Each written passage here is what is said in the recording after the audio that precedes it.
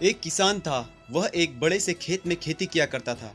उस खेत के बीचों बीच पत्थर का एक हिस्सा जमीन से ऊपर निकला हुआ था, जिससे ठोकर खाकर वह कई बार गिर चुका था और न जाने कितनी ही बार उससे टकराकर खेती के औजार भी टूट चुके थे।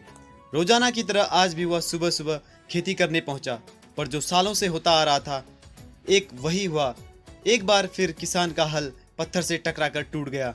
किसान बिल्कुल क्रोधित हो उठा और उसने मन ही मन सोचा कि आज जो भी हो जाए वह इस चट्टान को जमीन से निकालकर इस खेत के बाहर फेंक देगा।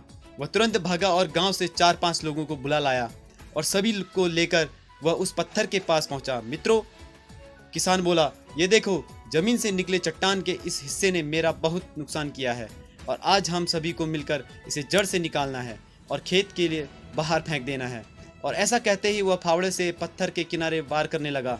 पर ये क्या, अभी उसने 1-2 बार ही मारा था कि पूरा का पूरा पत्थर जमीन से बाहर निकल आया।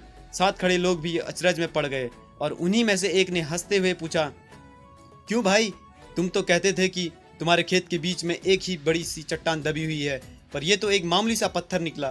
किसान भी आश्चर्य में पड़ गया। सालों से जिसे वह एक भारी भरकम चट्टान समझ रहा था, दरअसल वह बस एक छोटा सा पत्थर था।